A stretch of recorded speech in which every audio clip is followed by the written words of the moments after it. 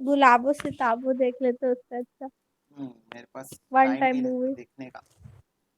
चलो देखो, क्या पढ़ना है आज? बेसिक अकाउंटिंग टर्म्स जो तुम लोग को ऑलरेडी पता होगा, पर फिर भी बताना जरूरी। What is a transaction? Transaction is an event, ऐसा इवेंट जो कि बिजनेस से रिलेटेड होता है और मनी के टर्म्स से वैल्यू हो सकता है ना?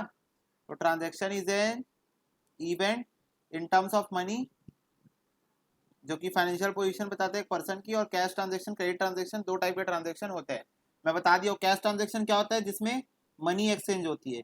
क्रेडिट ट्रांजैक्शन क्या होता है जिसमें फ्यूचर में होगा पेमेंट, वो क्रेडिट ट्रांजैक्शन होता है। कल बताया था, बोलो। हाँ भैया। गुड्स एंड सर्विसेज क्या होता है? बोलो, गुड्स क्या होता है और सर्विसेज क्या होता है? गुड सामान, सर्विसेज इंटेंजिबल। हाँ, goods are the tangible assets which we can purchase to satisfy our wants और फर्दर प्रोडक्शन और एनी अदर थिंग। मतलब गुड्स हम लोग परचेज करते हैं, वो टेंजिबल एसेट्स होते हैं। और जो सर्विसेज होती है वो इनटेंजिबल एसेट्स होती है। गुड्स हम लोग यूज करते हैं फर्दर हमको सेटिस्फाई करने के लिए, लेकिन सर्विसेज डायरेक्ट सेटिस्फैक्शन के लिए होती है। लाइक हम लोग मूवी देखने जाते हैं तो वो सर्विस है ना? तो ऐसा होता है कि मूवी देखने के बाद कोई सेटिस्फैक्शन मिल रहा हो, नहीं। मूवी देखते टाइम ही मिलता है वो तुरंत on the spot. So these are tangible articles, commodity in which business deal. The articles or commodity either bought or sold or produced or sold at the time। वो बोल रहा है या तो खरीद के बेचेगा और या तो बना के बेचेगा। ठीक है, या तो खरीद के बेच देगा या तो बना के बेचेगा। At time what may be classified as good to one business firm may not be good to other। बोल रहा है जो एक चीज किसी के लिए गुड्स हो सकता है दूसरे के लिए वो गुड्स ना हो। लाइक एग्जांपल, अगर कोई मशीन बेचने वाला, कोई लैपटॉप बेचने वाला आदमी है, तो जो वो लैपटॉप बेच रहा है उसके लिए वो क्या है? गुड्स है। पर मेरे लिए मैं जो परचेस कर रहा हूँ वो क्या है? लैपटॉप एसेट है ना? फिक्स एसेट है, फिक्स एसेट। बोलो।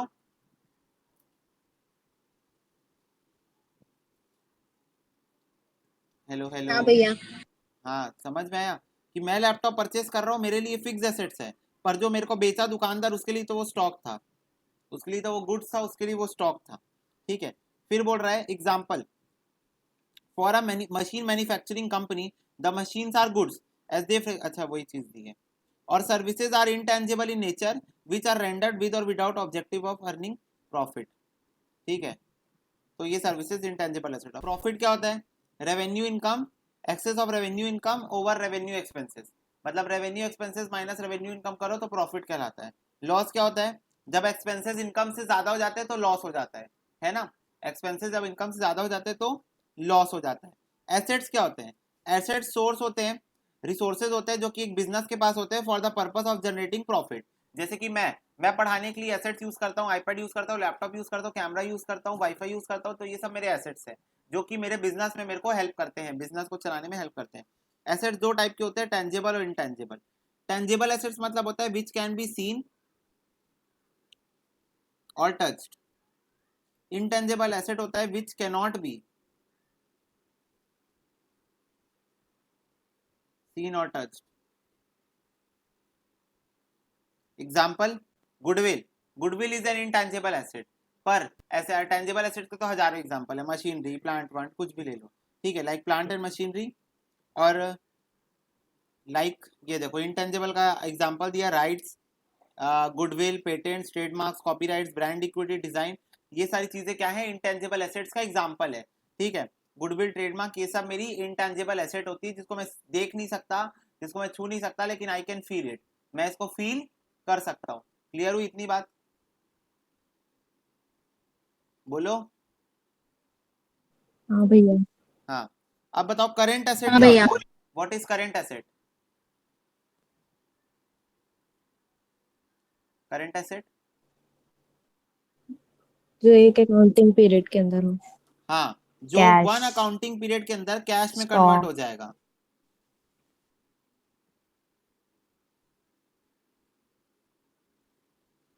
ऐसा एसेट, ऐसा एसेट जो एक अकाउंटिंग ईयर मतलब 12 महीने, मतलब 1 अप्रैल से 31 मार्च के अंदर ही अंदर, 12 महीने के अंदर ही अंदर ये एसेट क्या हो जाएगा? कैश में कन्वर्ट हो जाएगा। तो वो करेंट एसेट होते हैं। तो करेंट एसेट बेसिकली वो एसेट्स होते हैं जो मैं बिजनेस में बेचने के लिए रखा हुआ रहता हूँ। मैं ये वाले एसेट्स को बिजनेस में बेचने के लिए रखा रहता हूँ, मेरा पर्पस रहता है इस एसेट्स को मैं बेचूंगा, ठीक है। और बाकी यहाँ पर कहानी लिखी है, इसको तुम लोग पढ़ लेना। नॉन करेंट एसेट वो एसेट्स होते हैं जो मैं बेचने के लिए नहीं रखा हूँ, जिसको मैं अपने बिजनेस में चलाते टाइम यूज करूंगा। जैसे मेरी किराने की शॉप है तो मैं फ्रिज रखता हूँ, फ्रिज में बेचने के लिए नहीं रखता हूँ, फ्रिज में कोल्ड ड्रिंक को ठंडा करने के लिए रखता हूँ, तो वो मेरे नॉन करेंट एसेट्स हैं, जिसको मैं बेचने के मोटिव से नहीं रखा हूँ, जिसको मैं अपने बिजनेस में यूज करने के मोटिव से रखा हूँ, तो वो नॉन करेंट एसेट होते हैं, ठीक है। लायबिलिटी मतलब क्या होता है? ऑब्लिगेशन टू पे। लायबिलिटी मतलब होता है ऑब्लिगेशन टू पे, ठीक है। लायबिलिटी भी दो टाइप की हो सकती है, current liability, non current liability. Current liability वो लायबिलिटी होती है जो तुमको विद इन 12 मंथ्स पे करनी है, और नॉन करंट लायबिलिटी वो होती है जो तुमको 12 मंथ्स के बाद पे करनी है। एग्जांपल, क्रेडिटर, क्रेडिटर को हम 12 महीने के अंदर पेमेंट कर देते हैं, 2-3 महीने में पेमेंट कर देते हैं। पर नॉन करंट लायबिलिटी क्या एग्जांपल होगा? लोन्स। लोन्स हम लोग जनरली 1-2 साल 3 साल का लेते हैं, तो उससे ज्यादा में ही पे करते हैं। समझ में आई बात? ये देखो, करंट लायबिलिटी, ये नॉन करंट लायबिलिटी, ठीक है। इंटरनल लायबिलिटी क्या होता है? कल ही बताया था। इंटरनल लायबिलिटी वो होती है जो हम लोग के प्रीमाइसेस के अंदर जो लोग हैं उनके लिए मेरी क्या लायबिलिटी है। तो कैपिटल, रिजर्व, अनडिस्ट्रीब्यूटेड प्रॉफिट, ये सब ओनर का होता है, ये सब ओनर का होता है, मुझे ओनर को देना पड़ता है, तो ये सब मेरी इंटरनल लायबिलिटीज है। क्लियर हुई क्या इतनी बात? बोलो। हाँ भैया। वर्किंग कैपिटल क्या होता है? In order to maintain flow of revenue from operation every firm needs to certain amount of current asset, for example cash is required to pay. Working capital मतलब होता है current asset minus current liability, बात खत्म। मतलब मेरे पास कितने current asset है अपनी करंट लायबिलिटी को पे करने के लिए। अगर ये ज्यादा है तब फिर वर्किंग कैपिटल है मेरे पास, अगर नहीं है, नेगेटिव चला गया, मतलब मेरे पास वर्किंग कैपिटल नहीं है, ठीक है। तो वर्किंग कैपिटल मतलब होता है current asset minus current liabilities, ठीक है। और उसका मतलब ये होता है कि मेरे पास कितना कैश है जिससे मैं अपने एक्सपेंसेस को मीट कर सकता हूँ, ठीक है। डे टू डे ऑपरेशन को मीट कर सकता हूँ, डे टू डे जो मेरे काम है उसको मैं मीट कर सकता हूँ। क्लियर हुई बात? बोलो। हाँ भैया। यस। ये ग्रॉस वर्किंग कैपिटल का फॉर्मूला दिया है, long term internal liability plus long term debt plus current liability minus the amount blocked in the fixed assets, total current assets. सीधी सीधी बात बोल दिया, टोटल करंट एसेट्स, ठीक है। फिर उसके बाद देखो, there is an another concept of working capital, current asset minus current liabilities, current asset minus current liability, सीधी सीधी बात यही यही होता है वर्किंग कैपिटल। कंटिंजेंट लायबिलिटी क्या होता है? पता है किसी को कंटिंजेंट लायबिलिटी क्या होता है? बोलो। कंटिंजेंट लायबिलिटी मतलब पता है?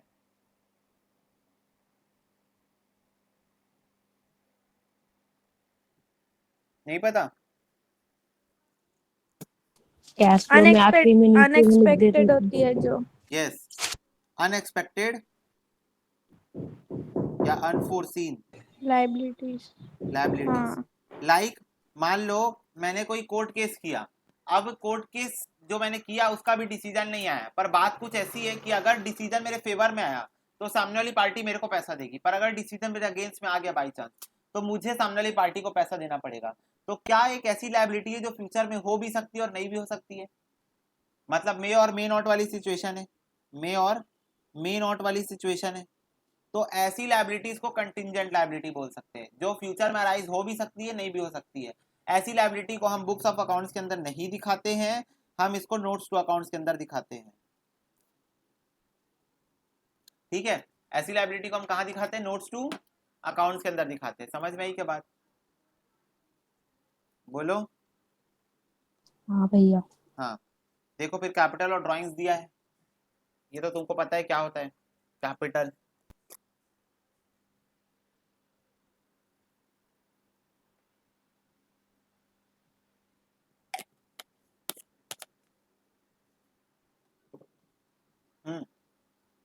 What is capital? जो अमाउंट बिजनेस में इन्वेस्ट हुआ, कल ही बताया था। What is drawings? ड्राइंग्स मतलब समझो, जब प्रोप्राइटर, प्रोप्राइटर मतलब मालिक, ओनर, ओनर बिजनेस से, बिजनेस के प्रॉफिट से जब पैसा निकाल के लेके जाता है, विड्रॉ, तब इसको बोलते हैं क्या? ड्राइंग्स। समझ में आया? जब ओनर बिजनेस से बिजनेस प्रॉफिट से पैसा निकाल के लेके जाता है तो इसको क्या बोलते हैं, ड्रॉइंग्स। मैंने स्पेसिफिकली मेंशन क्यों किया यहाँ बिजनेस प्रॉफिट, क्योंकि ओनर एक और तरीके से पैसा लेके जाता है। एक और तरीका होता है ओनर के विड्रॉ करने का, और वो तरीका होता है कैपिटल, कि ओनर जो कैपिटल दिया था बिजनेस को उसी में से पैसा निकाल के ले गया। जो बिजनेस को कैपिटल दे के रखा था पैसा उसी में से निकाल के ले गया। तो उस सिचुएशन में इसको ड्रॉइंग्स नहीं बोलते, इसको कैपिटल विड्रॉन बोलते हैं। उस सिचुएशन में इसको कैपिटल विड्रॉन बोलते हैं। तो ये चीज को ड्रॉइंग्स नहीं मानी जाती, ये इस चीज को सिर्फ ड्रॉइंग्स मानी जाती है जब वो बिजनेस के प्रॉफिट में से पैसा निकाल के लेके जाए अपने पर्सनल खर्चे के लिए, पर्सनल खर्चा अपने पर्सनल खर्चे के लिए लेके जाए। क्लियर हुई क्या बात?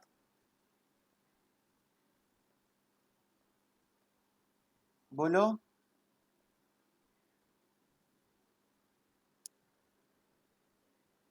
हेलो, देखो अब देखो नेटवर्थ क्या होता है। What is net worth? नेटवर्थ मतलब होता है total asset minus total liability.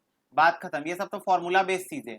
Net worth क्या होता है? Total asset minus total liability. इसका एक और नाम होता है ओनर्स इक्विटी। ये देखो, total asset minus total liability net worth होता है, इसका एक और नाम होता है owners equity. Non current investment क्या होती है?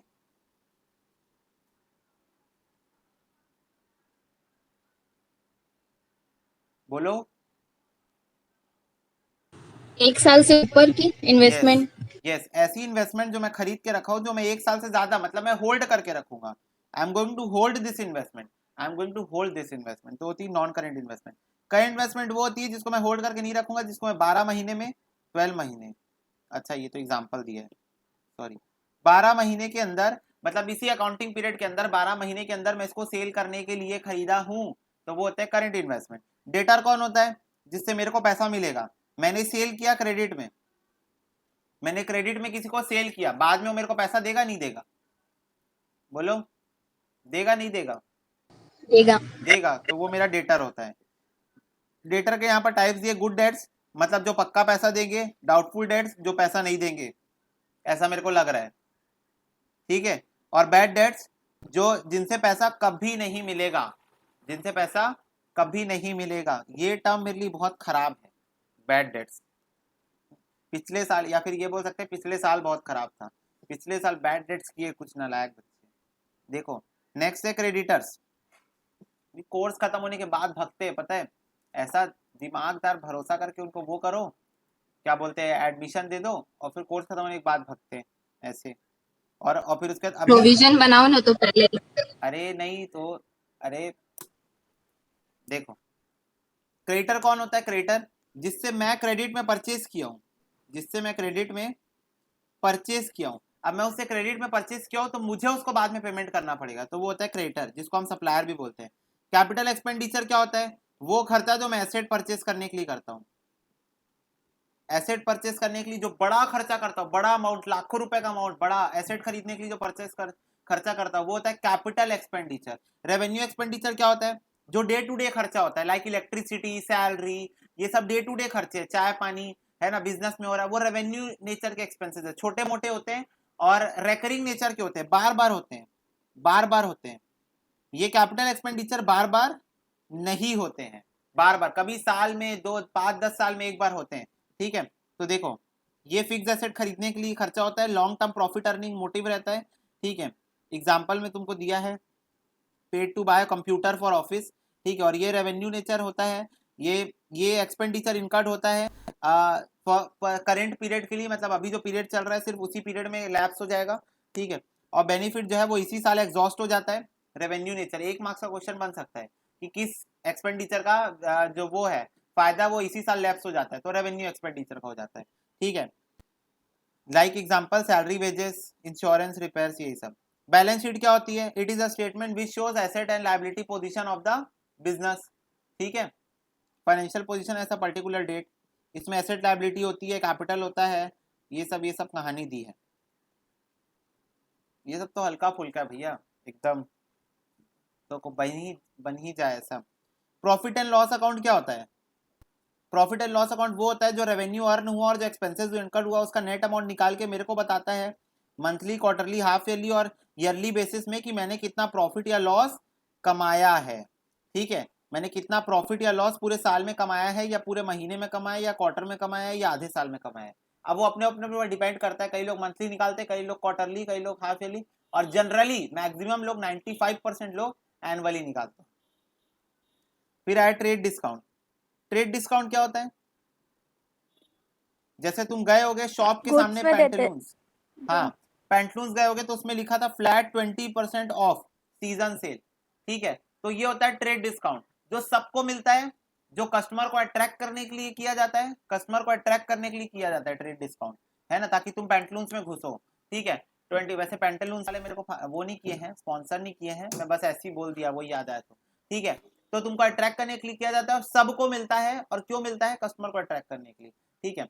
तो वो होता है ट्रेड डिस्काउंट। कैसे होता है? जैसे मान लो 20,000 रुपए कॉस्ट है, 20% ऑफ है, तो 4,000 रुपए ऑफ हो जाएगा, तुमको वो सामान 16,000 में मिल जाएगा, ठीक है। तो ये होता है ट्रेड डिस्काउंट। कैश डिस्काउंट क्या होता है? कैश डिस्काउंट वो होता है जो तुमको इमीडिएटली पेमेंट करने के लिए दुकानदार देता है। जैसे मान लो तुम्हारा दुकानदार पहचान वाला है, ठीक है, पहचान वाला दुकानदार है, तुम बोले पैसा बाद में दूंगी, तो अब दुकानदार तुमको मोटिवेट करने के लिए क्या बोलेगा? अभी दे दे, 1,000 और ऑफ कर देता हूँ, अभी दे दे 1,000 ऑफ कर दूंगा, ये जो लिए ना 1,000 इसमें और ऑफ कर देता हूँ, टोटल 15,000 दे, चल रफा दफा कर। तुम लोग भी मोटिवेट हो जाओगे, यार 1,000 और कम लग रहा है, लो लो तुरंत दे देते हैं। तो ये बात होती है यहाँ पर, ठीक है। तो 16 माइनस 1, फिर ये कितना हो जाएगा? 15,000 हो जाएगा, ठीक। तो ये जो कैश डिस्काउंट है, क्या ये सबको मिलता है? क्या ये सबको मिलता है? नहीं, सिर्फ उसी पर्सन को मिलता है जो कैश पेमेंट करता है तुरंत, ठीक है। और वो भी क्यों मिलता है? मोटिवेट करने के लिए, ताकि तुम कैश पेमेंट कर दो। उसके बाद कुछ बातें होंगी गैप के बारे में। What is gap? Generally accepted accounting principles, ठीक है, यूएस गैप तुम सुने होगे क्लास 11th में भी। देखो, अब widely accepted set of rule, convention, standard और procedure for reporting financial information established by financial accounting standard board are called generally accepted accounting principle और गैप, ठीक है। ऐसे generally accepted rules, convention, standards और प्रोसीजर जो कि financial information की reporting के लिए यूज किए जाते हैं, उसको बोलते हैं जनरली एक्सेप्टेड अकाउंटिंग प्रिंसिपल्स। इसकी तो रिजिड डेफिनेशन ही है। These are common sets of accounting principles, standards, procedure that company use to compile financial statement. Company इसको यूज करती है अपने फाइनेंशियल स्टेटमेंट्स बनाने के लिए। गैप है कॉम्बिनेशन, गैप कॉम्बिनेशन है set of policy board and simply the common accepted ways of recording and reporting accounting information, ठीक है। अकाउंटिंग इंफॉर्मेशन को रिकॉर्ड करना, रिपोर्ट करने का सिंपल तरीका है गैप, ठीक है। गैप जो है वो फॉलो करती है कंपनी, ताकि उनकी इन्वेंट्रीज जो है वो optimum level of consistency show करे फाइनेंशियल स्टेटमेंट के अंदर, और they use when analyse companies for investment purpose. ये वो बोल रहे हैं कि अगर आपको कंपनी में इन्वेस्ट करना है तो उसको आपको उसकी फाइनेंशियल स्टेटमेंट पढ़नी है, तो फाइनेंशियल स्टेटमेंट पढ़ोगे तो आप बताओ, एक कंपनी कुछ और फॉलो कर रही है, एक कंपनी कुछ और फॉलो कर रही है, एक दुनिया में जितनी कंपनी सब अलग अलग फॉलो कर रही है, सब अलग अलग, कोई अपने मन से बना रहा है, कोई अपने मन से बना रहा है, कोई अपने मन से बना रहा है, तुमको कैसे समझ में आएगा? तो इसीलिए एक जनरली एक्सेप्टेड अकाउंटिंग प्रिंसिपल्स बनाया गया जो हर कंपनी पे लागू होता है। तो हर कंपनी इसी को फॉलो करके अपना फाइनेंशियल स्टेटमेंट बनाएगी, हर कंपनी, ताकि मैं कोई भी कंपनी में इन्वेस्टमेंट करना चाहूं, हर कंपनी का जो तरीका है फाइनेंशियल स्टेटमेंट बनाने का वो सेम है और मेरे को समझ में आ जाएगा, ठीक है। तो इसीलिए गैप को बनाया गया। अकाउंटिंग कॉन्सेप्ट्स और कन्वेंशंस के बारे में बात करते हैं। What is accounting concepts and what is accounting convention. तो देखो, 3 प्रकार की बेसिक फाइनेंशियल स्टेटमेंट होती है, profit and loss account, balance sheet और कैश फ्लो स्टेटमेंट। ये मैं पहले भी बताया था, पीएनएल अकाउंट, बैलेंस शीट और कैश फ्लो स्टेटमेंट होती है। देखो यहां, देखो सीधा यहां पर देखो, थ्योरी बेस ऑफ अकाउंटिंग के अंदर बेसिक अजम्पशन दिया है, बेसिक प्रिंसिपल दिया और मॉडिफाइंग प्रिंसिपल दिया। बेसिक अजम्पशन क्या है? Going concern, money measurement, accounting period concept और एक्रूअल कॉन्सेप्ट। गोइंग कंसर्न क्या बोलता है, जरा मेरे को बताना। गोइंग कंसर्न कॉन्सेप्ट क्या बोलता है? बिजनेस क्या क्या क्या? बंद करने की इंटेंशन से शट डाउन करने का, करते हैं। Business Yes. Must go business for is the going to possible be period of continue in time. unforeseeable future, है ना। बिजनेस मैं अपना बिजनेस चालू कभी नहीं करता ये सोच के कि मैं उसको 1 आध साल में बंद कर दूंगा, ठीक है। मैं यही सोच के चालू करता हूँ कि अब लॉन्ग रन में हम भी करोड़पति बनेंगे, हम भी फुल बिजनेस करेंगे, मिलियनर बनेंगे हम भी। तो बिजनेस का पहला एजम्पशन यही रहता है कि गोइंग कंसर्न रहेगा, मतलब मैं बिजनेस को अनफोर्सेबल फ्यूचर में बंद नहीं करूंगा। दूसरा क्या है? Money measurement. What is money measurement? कि बिजनेस के अंदर Only those transactions are Tax. recorded, those can be measured in terms of money. money. Yes, or only those transactions recorded which can be measured in terms of money. Third बोल रहा है accounting period concept. What is accounting period concept?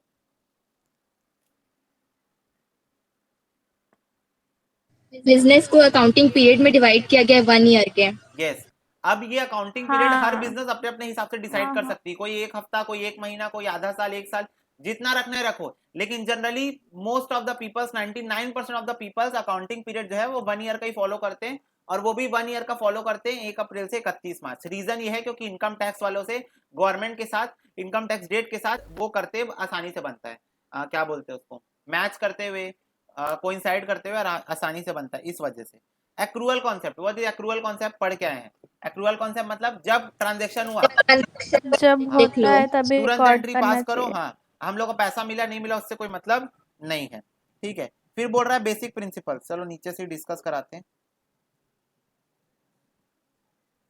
ये. और business entity concept क्या होता है? Business और owner अलग है. Yes. ओनर और बिजनेस, अलग है, हाँ, और लेकिन ओनर. डिसीजन बिजनेस के पॉइंट ऑफ व्यू से ही लेते हैं. Yes, the business only are to be recorded, है ना. बिजनेस के पॉइंट ऑफ व्यू से ही होता है. गोइंग कंसर्न हो गया, मनी मेजरमेंट हो गया, अकाउंटिंग पीरियड हो गया, एक्रूअल हो गया. ये सब मैं शॉर्ट में लिख के रखा हूं यहाँ पर. बेसिक प्रिंसिपल्स क्या होते हैं? पहला है realisation concept. What is realisation concept? जो पैसा मिला है बस उतने का ही लिखेंगे. हाँ, जैसे कि ऐसा. हाँ, जैसे कि मान लो recording of only those transaction which are actually realise. जो ट्रांजेक्शन, अब जैसे मान लो मैं सोच रहा हूं मन में कि मैं तुम लोगों को बोलूंगा कि सीएमए इंटर की कोचिंग मेरे पास कर लो, मैं ऐसा मन में सोच रहा हूं. तो बताओ, मैं अभी से बुक में लिख देता हूं सीएमए इंटर एडमिशन हो गया, एडमिशन हो गया. तो बताओ क्या ये सही है? क्या ये ट्रांजेक्शन रियलाइज हुआ एक्चुअल में? नहीं हुआ है. तो क्या मुझे इसको रिकॉर्ड करना चाहिए?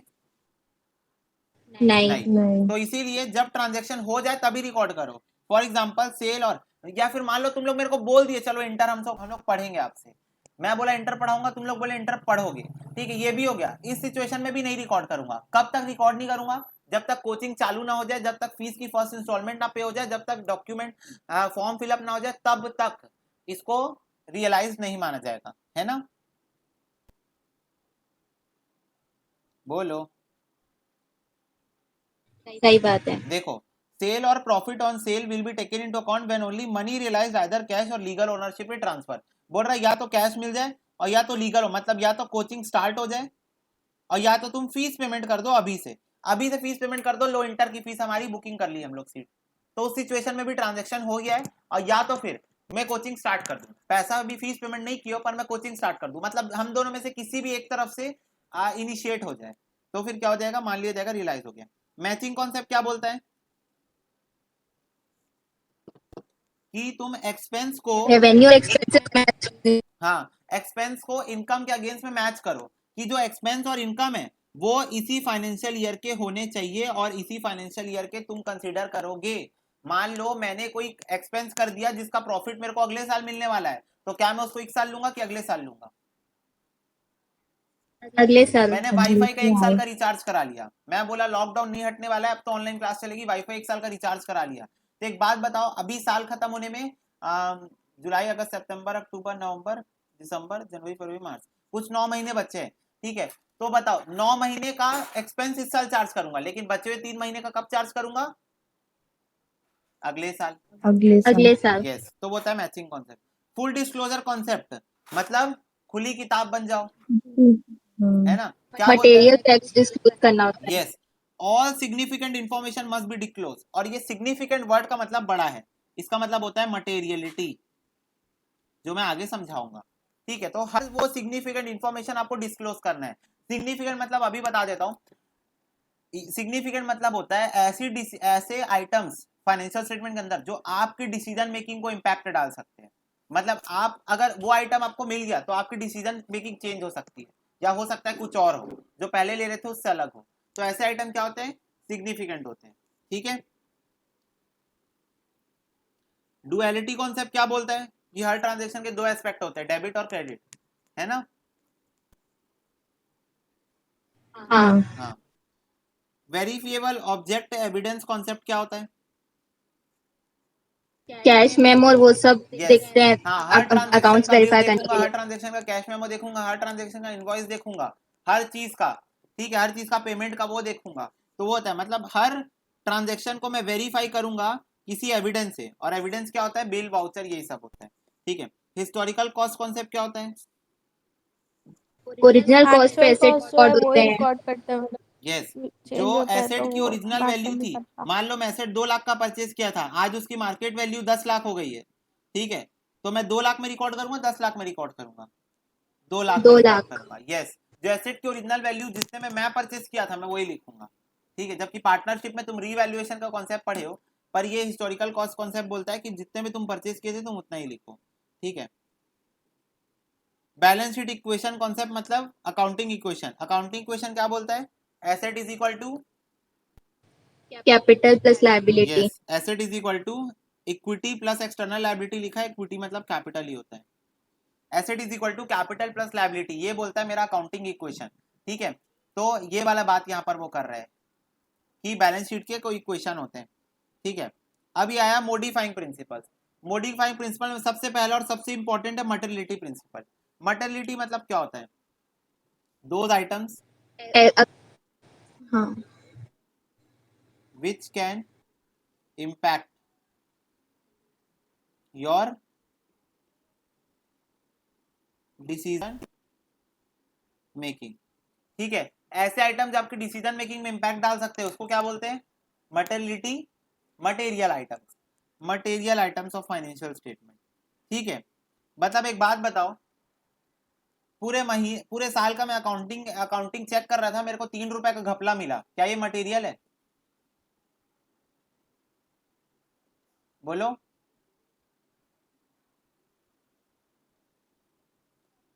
क्या? वापस बोलो। मैं बोला मैं पूरे साल के अकाउंटिंग क्वेश्चन चेक कर रहा था, 2000 20,003 और 20,000, यानी 3 रुपए कम आ रहा है, कैश जो है वो 3 रुपए कम आ रहा है, तो क्या ये मटेरियल है?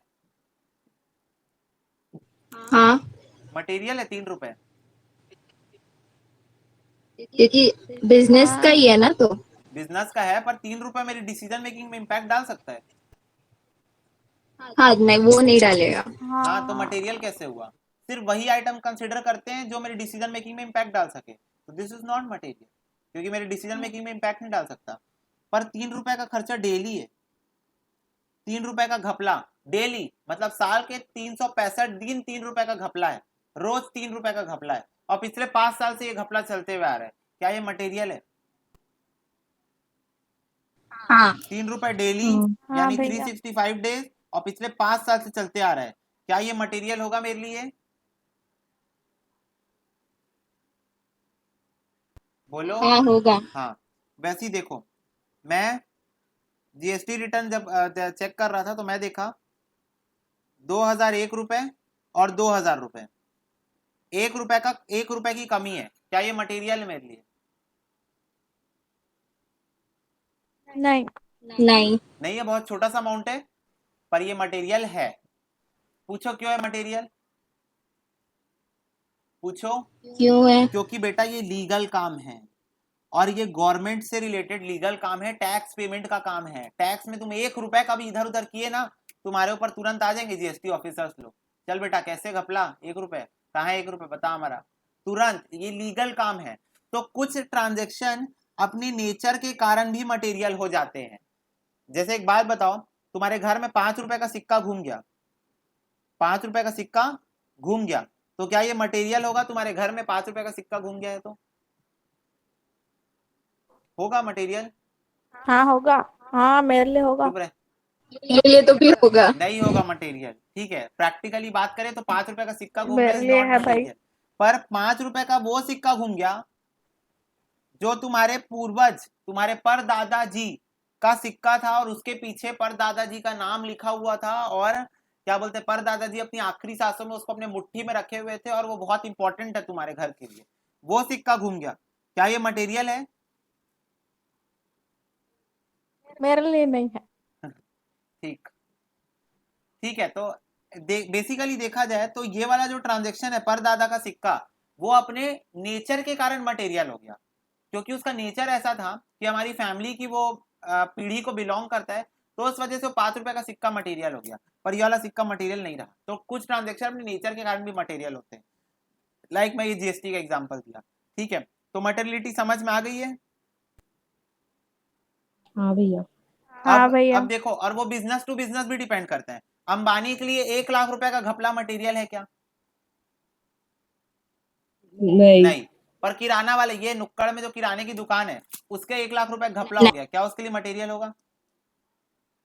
बहुत हाँ ज्यादा। भैया। दुकान बंद करके जाना पड़ेगा घर, इतना मटेरियल हो जाएगा, ठीक है। तो ये बात होती है। तो बिजनेस टू बिजनेस भी मटेरियलिटी डिपेंड करता है। कंसिस्टेंसी प्रिंसिपल क्या बोलता है? एक बार जो प्रिंसिपल अडॉप्ट किए उसको कंसिस्टेंटली लगाना चाहिए। यस, लाइक मैंने डेप्रीसिएशन का मेथड लगा लिया, स्ट्रेट लाइन मेथड, तो अब मेरे को स्ट्रेट लाइन मेथड यूज करना चाहिए। ऐसा नहीं आज इस साल स्ट्रेट लाइन मेथड, अगले साल बोला स्ट्रेट लाइन में मजा नहीं आया, छोड़ो WDV लगाते हैं, WDV, फिर अगले साल बोलूं यार स्ट्रेट लाइन लेकिन बेटर था ना इससे, चलो स्ट्रेट लाइन लगाते हैं। ऐसा नहीं कर सकते। एक बार जो अकाउंटिंग का मेथड तुम अडॉप्ट कर लियो, तुमको उसको consistently through out your life use करना है। अदरवाइज अगर तुम्हारे लिए कुछ ऐसा है कि गवर्नमेंट की कोई गाइडलाइन आ गई, या तुमको स्ट्रिक्टली अब चेंज करना ही पड़ेगा अपना अकाउंटिंग का तरीका, गवर्नमेंट कोई नया तरीका निकाल दी, लाइक जीएसटी आया, जब इनडायरेक्ट टैक्सेस हटे तब जीएसटी आया, तो सबको अपना अकाउंटिंग का तरीका बदलना पड़ा। उस सिचुएशन में you can, but otherwise no, ठीक है। कंजर्वेटिज्म प्रिंसिपल क्या बोलता है? इसको प्रूडेंस भी बोलते हैं। बताओ, प्रूडेंस और प्रॉफिट कंजर्वेटिज्म। को नहीं देखना चाहिए, लॉस को भी कंसिडर करना चाहिए। यस, हमको प्रॉफिट को जब तक वो हो ना जाए, जब तक प्रॉफिट हो ना जाए तब तक नॉट कंसिडर। पर लॉस, अब देखो जैसे मान लो मेरे को ऐसी फीलिंग आ रही है कि तुम लोग इंटर पढ़ोगे मेरे से, ऐसी मेरे को फीलिंग आ रही है, तो मेरे को लग रहा है अरे यार प्रॉफिट होगा यार, ये लोग इंटर पढ़ेंगे, मस्त प्रॉफिट कमाऊंगा मैं, ठीक है। तो ये वाला प्रॉफिट मेरे को अपनी बुक्स अकाउंट्स में लिखना चाहिए क्या? नहीं, नहीं लिखना चाहिए, है ना? नहीं। हाँ, नहीं लिखना चाहिए। पर बाई चांस मेरे को ऐसा लग रहा है कि यार नहीं यार इंटर ये लोग नहीं पढ़ेंगे, ठीक है, तो उस सिचुएशन में मेरे को कोई सब्स्टिट्यूट बैच डालनी पड़ेगी। मेरे को इनके सीएमए फाउंडेशन, सीएमए इंटर की जगह कोई और बैच डालनी पड़ेगी। सीएमए फाउंडेशन की दूसरे साल की बैच डाल दूंगा, या सीएस की कोई बैच, या सीए की कोई बैच डाल दूंगा। तो उस सिचुएशन में मैं प्रोविजन बनाने की कोशिश कर रहा हूँ। तो मेरे को जब लॉस की फीलिंग आ रही है तब मेरे को बुक्स ऑफ अकाउंट्स में लिख लेना चाहिए। तो ये बोलता है provide for all anticipated losses but don't provide for any anticipated gain. मतलब तुमको अगर कोई लॉस की फीलिंग आ रही है, मतलब तुम्हारा कोई डेटर पैसा नहीं देगा, बिजनेस के पॉइंट ऑफ व्यू से बात करूं तो तुमको अगर ऐसा लग रहा है कि तुम्हारा कोई डेटर पैसा नहीं देगा, लिख लो लिख लो लिख लो। वो डेटर की हरकतें देख के तुमको बार बार कॉल कर रहे हो, भाई पैसा दे पैसा दे, नहीं दे रहा है, तुमको फीलिंग आ रही है, तुरंत प्रोविजन फॉर डाउटफुल डेट्स, तुरंत प्रोविजन फॉर डाउटफुल डेट्स, ठीक है।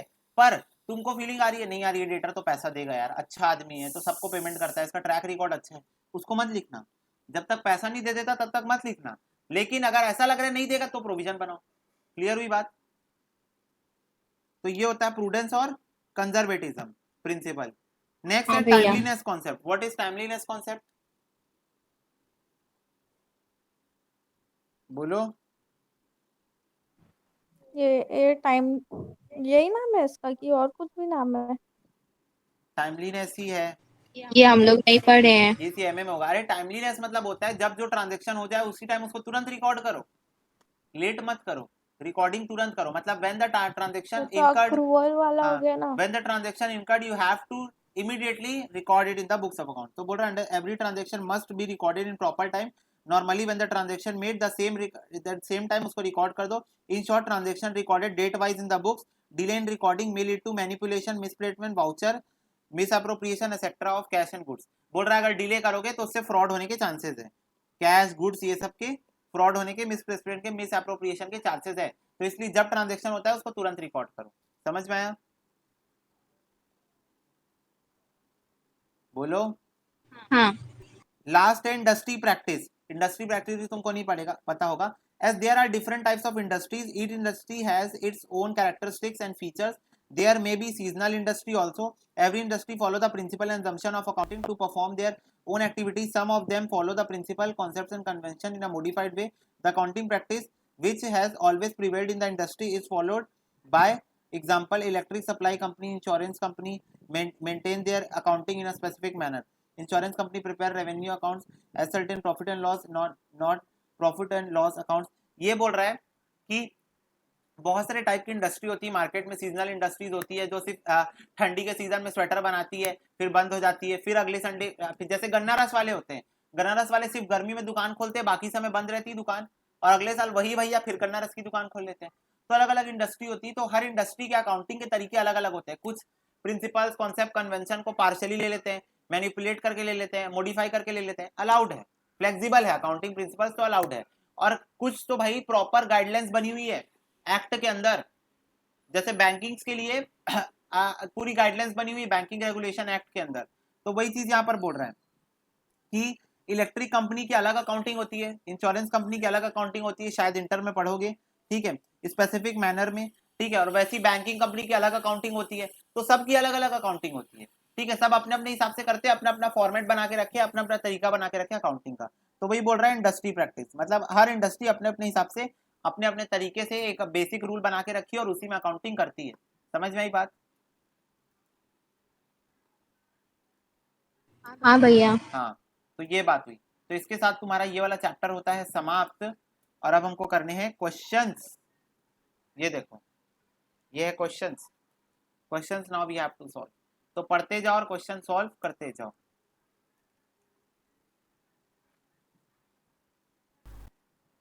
चलो, पहला क्वेश्चन बोल रहा है accounting to the money measurement, currency transaction and events are recorded in the books of accounts. पहला ऑप्शन है ruling currency of country in which transactions take place, ruling currency of country in which books of accounts are prepared, in the currency set by ministry of finance, in the currency set by government. बोल रहा है recording किस currency कैसे करना चाहिए, recording, recording का तरीका पूछ रहा है। करेंसी सेट बाय गवर्नमेंट, नहीं, books of account, books of accounts, yes, in the ruling currency of the country, हाँ मतलब उस कंट्री में रुपीज चल रहा है तो रुपीज, और वो जिसमें बुक्स ऑफ अकाउंट्स प्रिपेयर हो रही है। मैं इंडिया में बैठ के डॉलर में भी अकाउंट बना सकता हूँ, हाँ बना सकता हूँ, हो सकता है हाँ मेरी फॉरेन ब्रांच का बना रहा हूँ। तो इसीलिए वैसे बनाओ जिसमें बुक्स ऑफ अकाउंट्स प्रिपेयर हो रही है। तो बुक्स ऑफ अकाउंट्स रुपीज में प्रिपेयर हो रही है, तो रुपीज रुपीज, ठीक है। तो सेकंड ऑप्शन। सेकंड क्वेश्चन देखो, the determination of expenses for an accounting period is based on the concept of objectivity, materiality, matching और periodicity. Matching, matching, yes, expense को इनकम के साथ मैच करते हैं तो matching. Third, decrease in the amount of creditor result in, creditors का अमाउंट कम हो गया, इंक्रीज इन कैश, क्रेडिटर्स का अमाउंट कम हो गया तो कैश इंक्रीज होता है। डिक्रीज, पैसा देंगे ना, क्रेडिटर्स मेरे को पैसा देते हैं, हम लोग देते हैं। नहीं हम लोग हाँ देते हाँ हैं, हम लोग देते हैं ना, decrease in cash. Decrease in cash. बोल रहा है राम परचेस कर रहा है कार 10,000 रुपए की, 3,000 रुपए कैश पे कर रहा है और balance amount will be paid in 3 instalment. Due to this क्या होगा? पहला ऑप्शन है टोटल एसेट इंक्रीज होगा, टोटल लायबिलिटी इंक्रीज होगा, एसेट एसेट इंक्रीज होगा 7,000 with corresponding increase in liability, और बोथ बी एंड सी। 3,000 का वो कैश दे दिया और बैलेंस अमाउंट बोल रहा है देगा, क्या टोटल एसेट 10,000 से बढ़ेगा, टोटल लायबिलिटी 3,000 से बढ़ेगी, एसेट इंक्रीज होगा 7,000 से और कॉरेस्पॉन्डिंग इंक्रीज होगी लायबिलिटी 7,000 से, और बोथ बी एंड सी, क्या होगा? ए, ए, क्योंकि डेप्टर भी तो एसेट साइड ही लिखाता है। हाँ बताओ। और हेलो हेलो, 10,000 की कार परचेज किया, बोलो। हाँ 3,000 कैश एसेट से गया, हाँ 7,000 की लायबिलिटी बढ़ गई, इंस्टॉलमेंट पे करेगा, हाँ total increase in asset 7,000, total increase in liability 7,000। Option C answer. समझ में आया? हाँ फिर हाँ बोल रहा है accounting does not record non financial transaction because of, बताओ।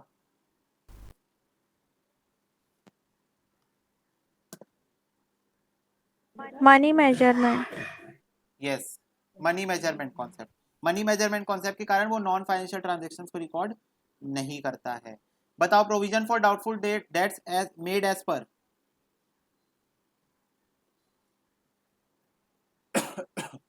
प्रोविजन फॉर डाउटफुल डेट्स किस बेसिस पे बनाता हूँ? Conservatism. कंजर्वेटिज्म। 7 फिक्स्ड एसेट और current asset are categorised as per the concept of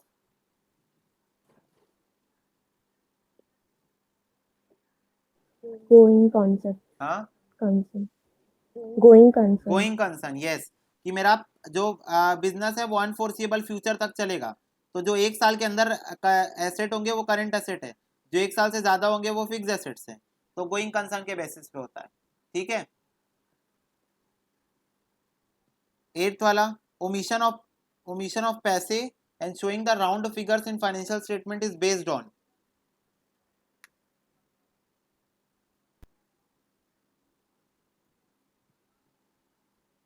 Materiality. Materiality. Yes, क्योंकि पैसे को काउंट करना और राउंड ऑफ करना मटेरियल नहीं है, मैं अभी बताया ना, नॉट मटेरियल, तो materiality principal.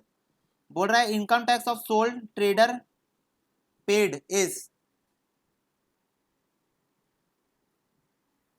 Debit to PNL, debit to trading, debit to capital, none. Sole proprietor है ना। Debited capital Yes. Debited to Yes. Capital क्योंकि तुमको पता है, अगर तुमको नहीं पता है तो याद दिला देता हूँ कि हम लोग अकाउंटिंग इक्वेशन सॉल्व करते थे या फिर हम जर्नल एंट्री पास करते थे 11th में, तो इनकम टैक्स को हम ड्राइंग्स मानते हैं, है ना। हाँ इनकम टैक्स को हम हाँ लोग हाँ ड्राइंग्स मांगते हैं। यस। 10th वाला देखो, payment of salary is recorded by, देखो एंट्री लिखी हुई है, सैलरी पेड, क्या एंट्री होती है? Salary to cash salary to cash. Salary to cash option A. Purchase of furniture for cash would,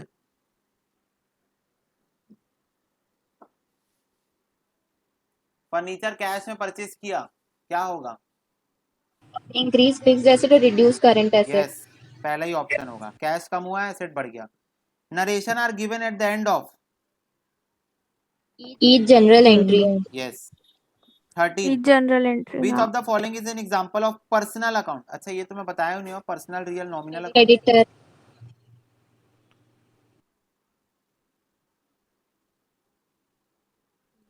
personal 3 type के अकाउंट होते हैं, credit personal account, real account और नॉमिनल अकाउंट। बताओ पर्सनल अकाउंट क्या होता है?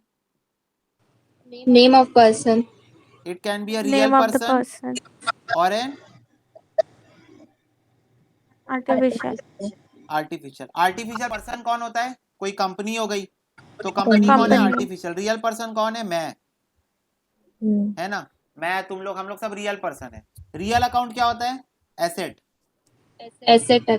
और नॉमिनल क्या होता है? Expenses or loss. Gains. Expenses loss expenses, losses, incomes and expenses और गेन्स, है ना। तो हाँ ऐसे हम किसी अकाउंट को क्लासिफाई करते हैं कि अगर तुमको पूछा पर्सनल अकाउंट क्या है, तो तुम किसी पर्सन का नाम ढूंढोगे या किसी आर्टिफिशियल पर्सन का नाम। अगर तुमको कोई एसेट दिया है तो वो रियल अकाउंट होता है, और तुमको कोई खर्चा अकाउंट या इनकम अकाउंट दिया है तो वो नॉमिनल अकाउंट होता है ना। ठीक है, expenses and losses, incomes and gains, तो ऐसे तुम कैटेगराइज करते हो तीनों अकाउंट को। तो व्हाट इज पर्सनल अकाउंट? यहाँ पर creditor creditor. Yes, creditor personal account है क्योंकि वो एक पर्सन है। Profit and loss account is prepared for a period of 1 year by following. Accounting period concept. Yes. और 15th और लास्ट वन बोल रहा है current liability means, current liability मतलब क्या होता है? Within 12 months. Payable with in 12 months yes, clear हुआ बात? तो ये एमसीक्यू हो गया। फिल इन द ब्लैंक्स में आ जाओ। फिल इन द ब्लैंक्स बोल रहा है book keeping only records only dash transactions of business. Monetary. Monetary Financial transaction. Financial transaction. Financial हाँ फाइनेंशियल 1 मिनट रुकना ना।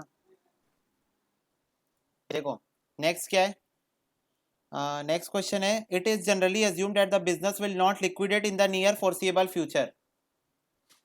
Going concern. Yes, going concern concept going concern. तुम लोग भी लिखते जाना ना, क्योंकि तुम्हारे पास आंसर्स नहीं है इसके। चलो नेक्स्ट, फिर उसके बाद the capital contributed by the proprietor is treated as liability according to business entity, business entity, क्योंकि जो मालिक है और जो बिजनेस है वो अलग अलग है। गैप का मतलब क्या है? Generally accepted accounting principles. principles, हाँ, विंडो ड्रेसिंग ऑफ अकाउंटिंग मतलब क्या होता है? manipulation, yes, manipulation. Manipulation. Manipulation of account to show higher profit, like Satyam, Satyam का स्कैम है ना, विजय माल्या, ये सब ये सब। फिर accounting standard are mandatory for, accounting standards किसके लिए मैंडेटरी है? business के लिए, कंपनी कंपनी बेटा, कंपनी। अच्छा company, कंपनी क्योंकि ना स्टैटरी बॉडी बन जाती है, मतलब स्टैटरी के अंदर रेगुलेशन होती है इसलिए। In journal transactions are recorded on dual expect, chronological order. अरे हाँ, सुना सुना है, सब पढ़े थे डीएस लेवल में। मैं भी बताया हूँ, सुनो, हाँ, मैं भी बताया हूँ, ठीक। कब बताए हो? मैं नहीं बताया हूँ, जा chronological mention नहीं किए थे आप, यूट्यूब में। क्या बात कर नहीं रहे हो, बताया। रुक जाओ, मेरे पास नोट्स में भी होगा, मैं अभी नहीं लिख रहा हूँ उसको। कहाँ है, कहाँ है? कहीं तो है पक्का ये। हमारे मत हो जो नहीं, नेट की कमी है हम लोग के पास, मैं ढूंढ के रहूँ। मान लिए आप बताए थे, अरे चलो हाँ, मान लिए, बताए थे, हाँ हाँ, याद है, बताए थे, बताए थे। आगे याद आ गया, मान लो, बताए थे। फिर भी बताऊंगा, फिर भी हाँ, दिखाऊंगा। नहीं नहीं, याद आ गया, अरे बोलते रहे बताए थे, याद आ गया। नहीं नहीं नहीं नहीं। स्क्रीन है हम लोग के पास, हम लोग भेज देंगे आपको, टेंशन मत लो, क्या है, हाँ हाँ, मेरे पास है, क्या है? स्क्रीनशॉट स्क्रीनशॉट, कर ले लेते हैं, हम लोग भेज देंगे। बदमाश हो रहे हो तुम लोग। चलो, लोन पे चल रहे हैं हम लोग, लोन में चल रहे हो, मम्मी पापा के लोन में। हाँ ना, गया डेटा, देखो, एट्थ वाला, the amount of debt which is not recoverable are called, bad debts, yes, पीडी। फिर इसके बाद, अच्छा चलो ये फिल इन द ब्लैंक्स कर लेते हैं, ट्रू फॉल्स होमवर्क दे दूंगा और कल डिस्कस कर लेंगे, ठीक है, ऐसा कर लेंगे। फिर बोल रहा है हाँ, और ट्रू फॉल्स और क्या क्या है, और है मैच द कॉलम, ये दोनों होमवर्क हो जाएगा। फिर कल नया चैप्टर। बोल रहा है difference between selling price and cost price, profit, gross profit. Gross फिर इसमें से प्रॉफिट। जब एक्सपेंस माइनस होता है तो नेट प्रॉफिट, ठीक है। Net life profit stock is treated as closing stock, asset. Life stock मतलब अच्छा क्या हो, होता है? घोड़ा, घोड़ा यस, उसको एसेट माना जाता है। Recording of transaction in journal is called, entry yes. Expenses account will always have dash balance, debit, yes, debit debit. Debit. Brief explanation of transaction is called, narration, yes. Narration narrations. Drawings will result in dash in the owners capital, fees, decrease. Decrease. Decrease A debtor is a person who dash money to business, owns yes। ओस। ओस बेटा, ओस, ons बोल देगी ना तो गलत हो जाएगा, ओस है, ठीक है। तो ये हुआ तुम्हारा fill in the blanks. True false और मैच द कॉलम तुम कल करके आना, हम लोग फटाफट डिस्कस करेंगे और फिर उसके बाद नेक्स्ट चैप्टर चालू करेंगे, ठीक है। ठीक है।